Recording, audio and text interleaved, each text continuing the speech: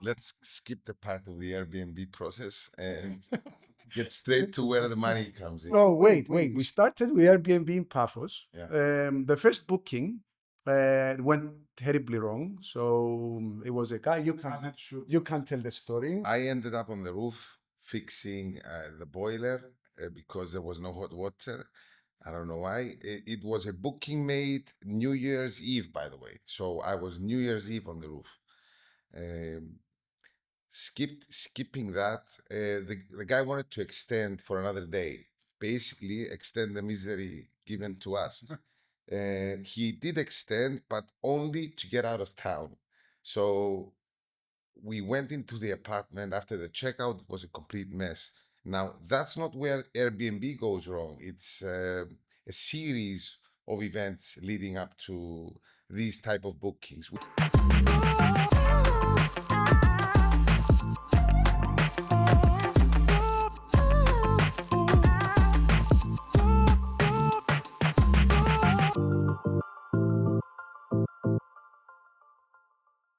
Hello, everyone, and welcome to another episode of Real Cyprus, brought to you by Domenica Group. I'm Alexandros Tsangaridis, I'm Kyriakos Charalambos. and today we're talking about revolutionizing real estate and the future of flexible living with Demetris Papadopoulos and Giannis Christodoulou, the co-founders of Moving Doors. Welcome to the studio, guys. Thank you, guys. Thanks for having us. Thank you very much for agreeing to be here. And just to bring everybody on the same boat, could you please start with a small introduction to yourselves Sure. and the company, of course? I'm Demetris Papadopoulos, one of the co-founders of Moving Doors, and my partner and co-founder Giannis Christodoulou. Background intro civil engineer. Worked for a while in the UK. I came back like 5-6 years ago in Limassol, where I was born. And then I met Giannis a couple of years ago and we decided to start Moving Doors. So, hi, my name is Giannis. So I was a big part of Domenica Group. That's my big background. A couple of years ago, been through real estate my whole life. We have been through all the shifts of the market, and one of the biggest indicators that we should start a business like this was a couple of years back, and we started Moving Doors with Demetris. Thank you. It's, you mentioned that you're a civil engineer. Nobody's perfect. I'm the same. And so basically, It was a trend back in the day, like it was. in 26 to 29 when I was There in was high demand. school. There was demand. There was demand, and not just that, like every wealthy person I knew, he was a property developer, and at the same time, he was a civil Or engineer. becoming one. Or becoming one. So we're like, this is something to make money, so I'm going to study civil engineering. So that's why everyone's a civil engineer in Cyprus. Fair enough. To be honest, what we see currently is that there are not enough civil engineers anymore.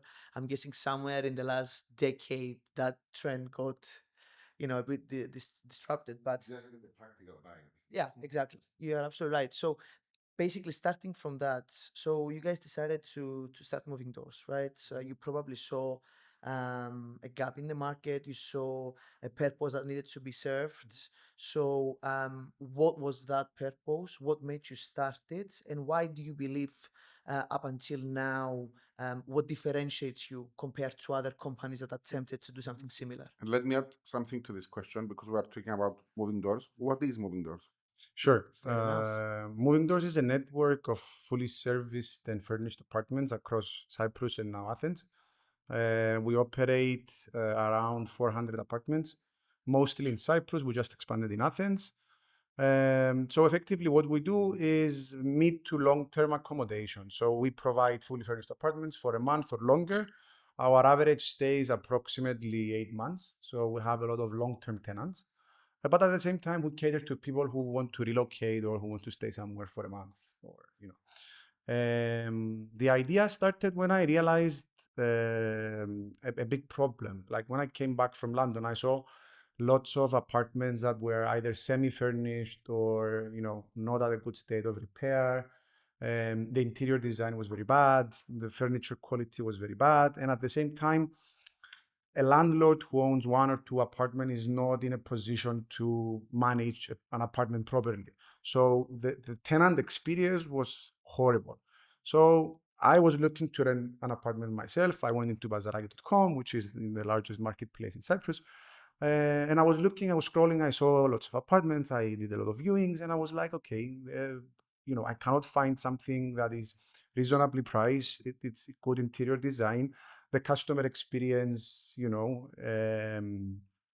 is there. And the biggest problem is the digitalization of the sector. So imagine like going visiting apartments, then signing offline contracts, and then something broke in the apartment, you need to call your landlord, and your landlord need to call the plumber or the electrician. And so I was like, okay, probably someone solved this problem.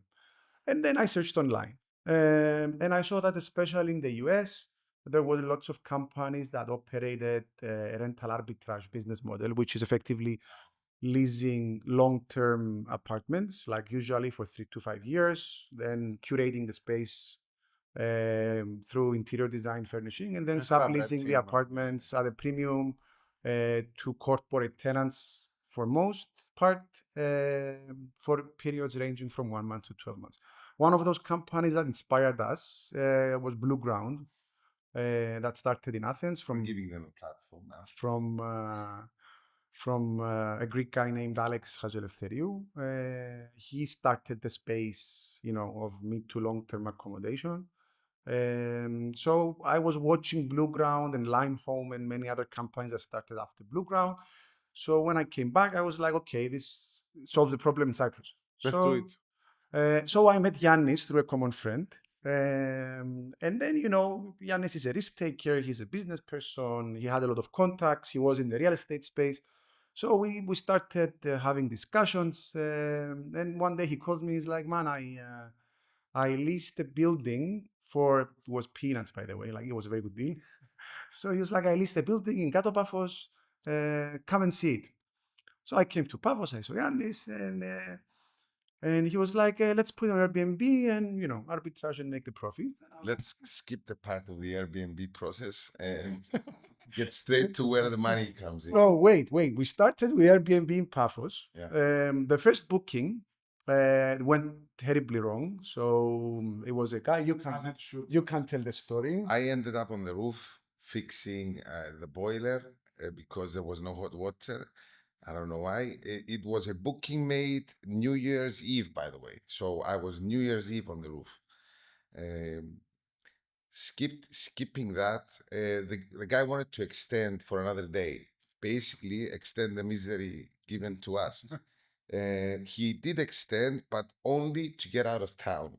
So we went into the apartment. After the checkout, it was a complete mess. Now, that's not where Airbnb goes wrong. It's a series of events leading up to these type of bookings, which obviously you might have a small percentage of, but we had more. So after a month, Demetris said, let's just skip all this. Airbnb does make money, but we don't want, we want to cater business professionals. We want to cater individuals that are seeking flexibility, individuals that are in a country for an assignment, for a project, and they want to be here for 3-4 months.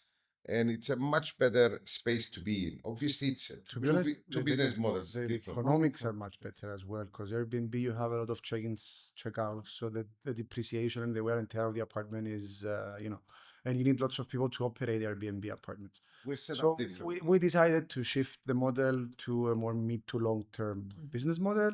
And then we started in Limassol. We took our first 2 units, then we took a building, and then the business started to grow. So I identified the need for technology, and that's where we found George Hajivarnava, which is one of the later stage co-founders that joined the company, along with Kyrillos, our COO. And it's where we decided that we want to create a Proptech company and not a property management company, in the sense of mainly our technology is 3 things. We focus on customer experience, which is the whole online booking system, the tenant app, and whatever the customer sees. And that's approximately 5% of the technology that we developed.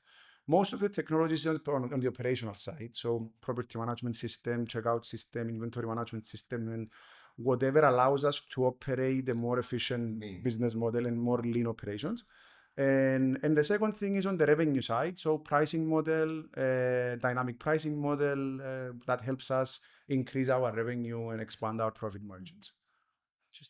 And who are typically your clients? Do you mostly work with developers developing new stuff, Clients, you mean existing? on the supply side or on the supply side. On the It's a supply side. fragmented market, but I would say mostly are individuals rather than developers. But yeah, developers have the product. It ends up being either to an individual extent or a business extent. But most of our landlords are individuals that have a brand new property. Mhm. So most of our units, 90% of them were built from 2020 onwards. So I guess I would say it comes from the developers. Just to add on this, we collaborate with lots of developers, and mostly in Limassol, and we actually help developers to sell their product faster. And what we do is that we commit on a long lease before even the project is launched. So we help them sell out because we commit on a long-term lease, and they sell the apartment as a financial product with a 5, 6, 7% rental return. So, and we do that with lots of like big developers, mostly in Limassol, and with few developers in Paphos.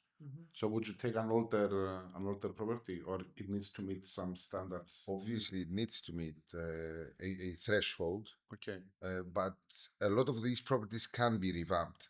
That was my next question. the So develop- can you, here are the keys, deal with it, fix it.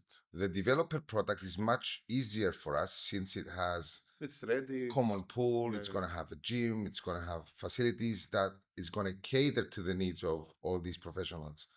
And it's going to be much more favorable than anything Yeah, else yeah, in of the course. market available. So we would take it, But it needs to meet some standards. yes, Yeah, pricing okay, basically Okay.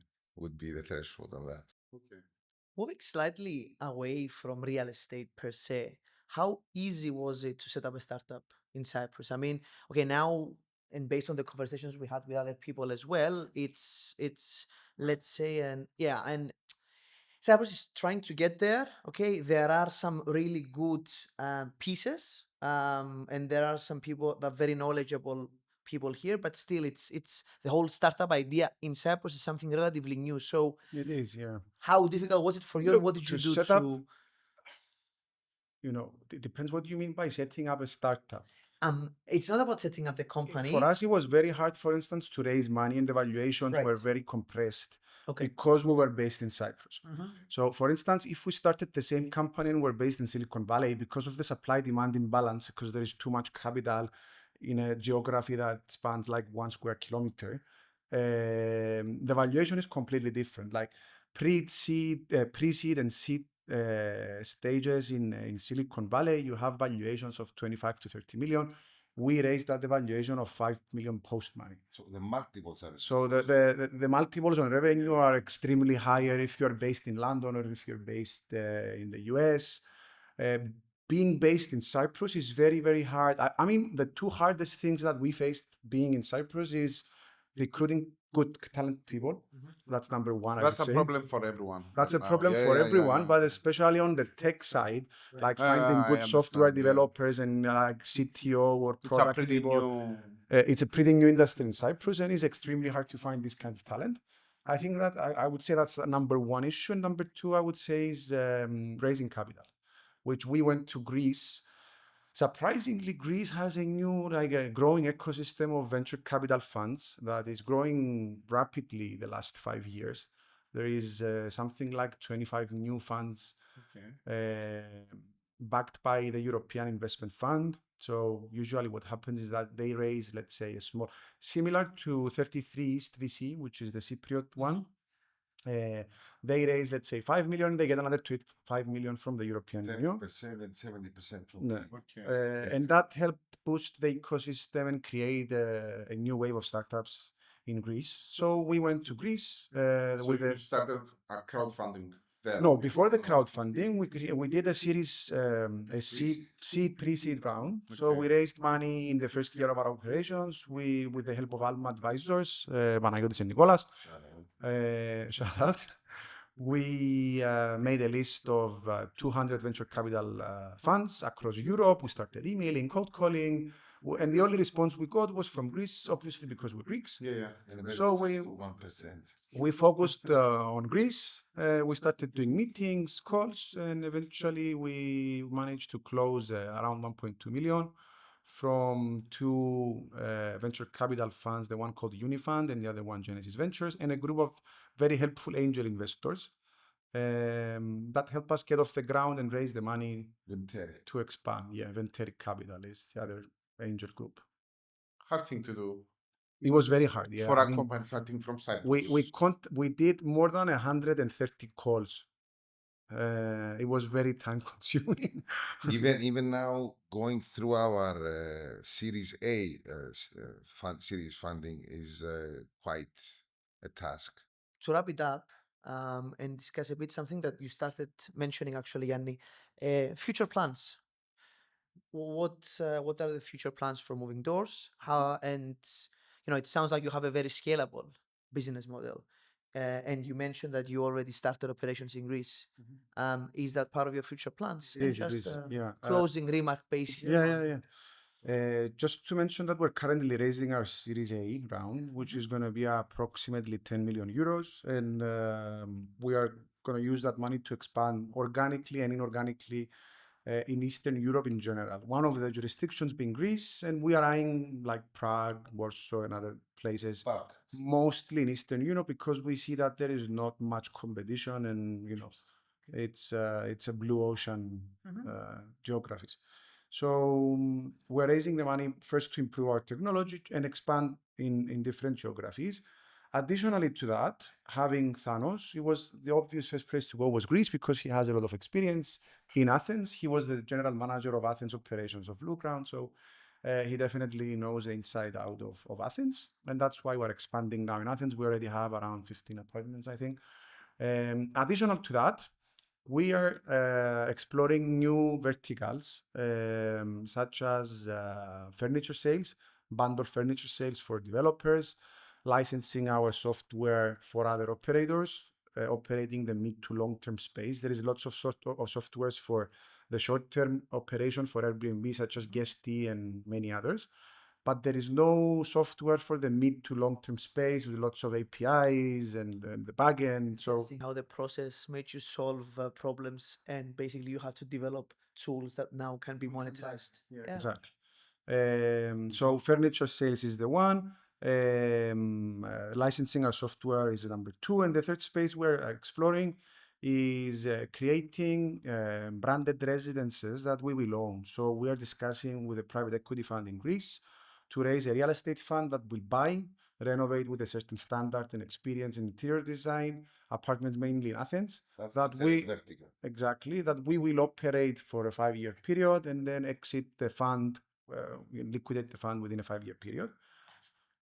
So these are the three things we are exploring right now, along with our core business model.